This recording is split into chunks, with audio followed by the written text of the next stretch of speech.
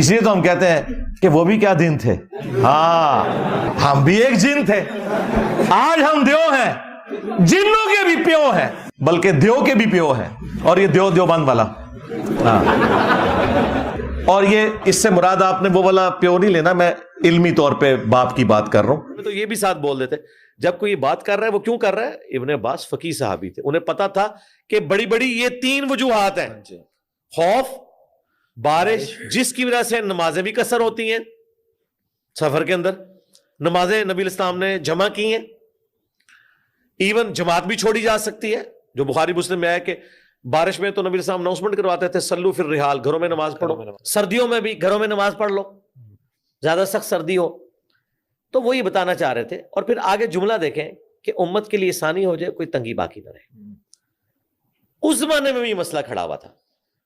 ابن عباس ایک دفعہ درس دے رہے تھے، مغرب کا وقت داخل ہو گیا، انہوں نے درس کنٹینیو رکھا، ایک بندہ کھڑا ہوا، ان کا حضرت مغرب کی نماز پڑھائے۔ ابن عباس نے کہا بیٹھ جاؤ، 2 بار 3 بار، ان کو غصہ آ گیا، انہوں نے کہا تو مجھے سنت سکھائے گا؟ اللہ کے نبی علیہ السلام نے بغیر خوف کے، بغیر بارش کے، بغیر سفر کے مدینہ شریف میں نمازیں جمع کروائی ہیں، تو میں سنت میں عمل کر رہا ہوں۔ یعنی جب علمی مجلس ہوگی پھر نمازیں جمع ہوں گی تاکہ کنٹینیوٹی نہ ٹوٹے۔ ہم بھی یہی کرتے ہیں، اتوار والے دن یہ اس طریقے سے نمازیں جمع کرتے ہیں تاکہ کنٹینیوٹی نہ ٹوٹے۔ اور ویسے روٹین میں ظاہر روٹین میں لانا ہی پڑتے ہیں، ہمیشہ سے یہی ہے۔ اچھا، اب اگلی چیز، اس تابعی نے جب ڈانٹ کھائی نا، مسلم شریف میں آتا ہے ابن عباس کی، وہ اٹھے، ان کو یقین نہیں آیا، ان کا شاید یہ غلط بیانی کر رہے ہیں، حضرت ابو ہریرہ کے پاس چلے گئے اور پوچھا، تو حضرت ابو ہریرہ نے انہیں ڈانٹا، ان کا بالکل ابن عباس نے ٹھیک کہا، یہ نبی کی سنت ہے۔ میں جب یہ حدیث بیان کرتا ہوں میں کہتا ہوں ایک سنی کھڑا ہو گیا۔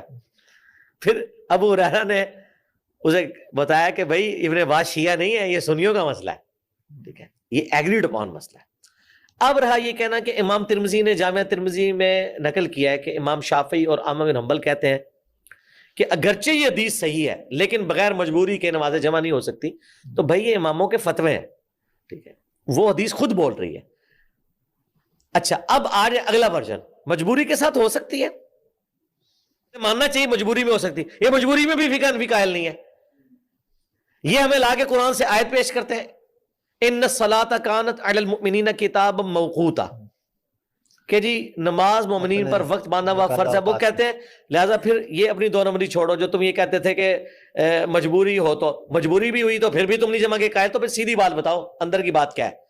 یہ وہ کام نہ کرو کہ جی ہم قرات سن رہے ہیں اور قرآن میں حکم ہے وَإِذَا قُرِئَ الْقُرْآنُ فَاسْتَمِعُوا لَهُ، ہم کہتے ہیں زور اثر میں دکانوں کا حساب کیوں کرتے ہو، وہاں تو قرات کی آواز نہیں آتی، امام کی قرات مقتدی کے لیے کافی ہے۔ تو ایک بات پہ رہا کرو نا، یہ تو نہیں کہ ہم ایک مسئلہ حل کرتے ہیں، ایک طرح سے چپ نکالتے ہیں تو دوسری طرف نکل جاتے ہو۔ یہاں پہ بھی یہی حرکت کرتے ہیں، لیکن میں تو آخری چپ بھی ان کا نکالوں گا۔ میں اس سے بھی آگے جاؤں گا کہ اگر آپ اس لیول کے اوپر اترتے ہیں نا کہ آپ کہتے ہیں کہ جی مجبوری کے بغیر بھی قرآن میں حکم آیا کہ وقت مقرر ہے، تو سرکار پھر نمازوں کے اوقات بھی قرآن بتائے گا۔ تو قرآن میں تو نمازوں کے 3، سورہ بنی اسرائیل، سورہ ہود میں دیکھ لیں، بنی اسرائیل میں تو واضح اللہ تعالیٰ نے نمازوں کے 3 اوقات بتائے ہیں۔ فجر کی نماز کا وقت ذکر کیا، اس کے بعد دن کی نماز، اور پھر رات کی، رات میں مغرب اور عشاء، اور دن میں زور و اثر۔ چیلنج کرتا ہوں کہ کسی آیت میں مجھے مینشن کر کے کوئی 5 اوقات کو بتائے، یہ گھیر گار کے بتاتے ہیں، اور وہ جن آیات سے بتاتے ہیں وہاں پہ تو ذکر کا، اور اس میں بھی اسپیسیفکلی اس طرح نہیں ہے کہ یہ والا ٹائم ہوگا پھر اثر ہو جائے گی، نہیں، قرآن میں 3 ہی اوقات آئے ہیں، فجر الگ سے، دن کی نماز، ٹھیک ہے، دن کی نمازوں میں جو یہ تفریق ہے نا کہ 2 الگ اوقات ہیں، یہ حدیث میں آئے کی روح سے اوقات 3 ہیں، بالکل ہم بھی کہتے ہیں کہ 3 اوقات میں ہی 5 نمازیں پڑھنی چاہیے۔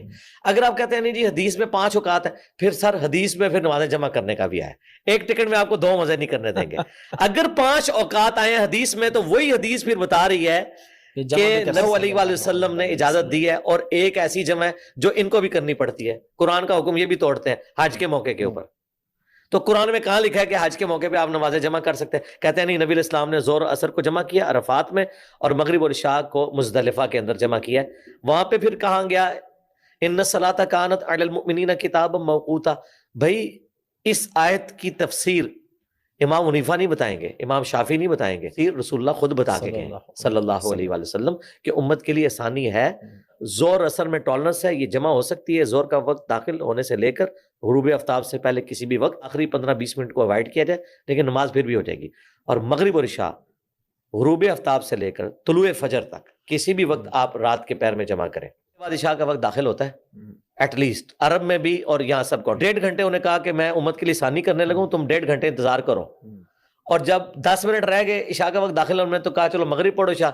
تو یہ آسانی ہو رہی ہے، یہ تکلیف میں ڈالنے والی بات ہے. وہ 1.5 گھنٹہ آپ نے زندگی کا چھین لیا. آسانی امپلائڈ ہی اس کے اندر ہے کہ پورے اس پورشن میں کسی بھی وقت 2 نمازوں. زمانے میں تو آپ گھڑیاں بھی نہیں تھی، کون حساب لگا سکتا ہے کہ جی 6:18 پہ ہو رہی ہے مغرب اور عشاء ہونی ہے جی 7:00 پہ، لہذا 7 اتنے پہ آپ مغرب پڑھ. یہ ہو ہی نہیں سکتا. یہ ایک ٹالرنس ہے کہ زور کا وقت داخل ہوا. اب آپ کسی بھی وقت اندازے سے سینٹر میں کر لیں وہ سوری ہے، زور کے ساتھ ہی کر لیں وہ تقدیم ہے، اور عصر کے وقت میں کر لیں وہ تاخیر ہے.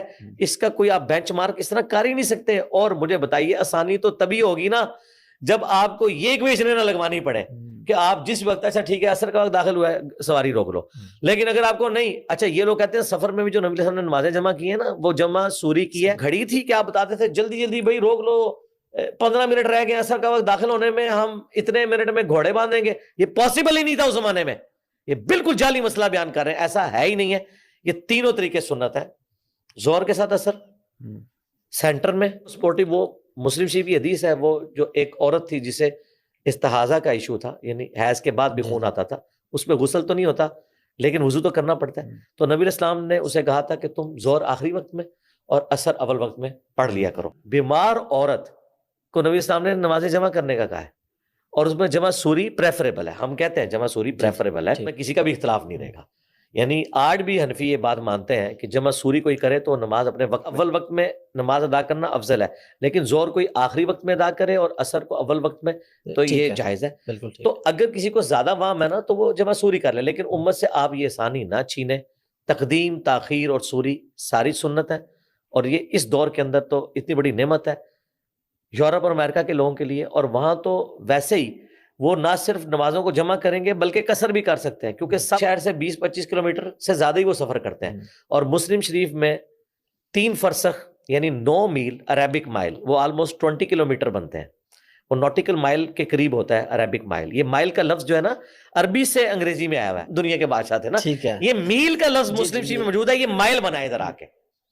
تو 20 کلومیٹر سے زیادہ اگر کوئی شہر سے باہر نکلتا ہے، اور بخاری شریف میں آئے کہ 19 دن کے اندر اندر اس کا قیام ہے، ٹھیک ہے، تو پھر وہ نمازوں کو قصر بھی کر سکتا ہے، نمازوں کو جمع بھی کر سکتا ہے.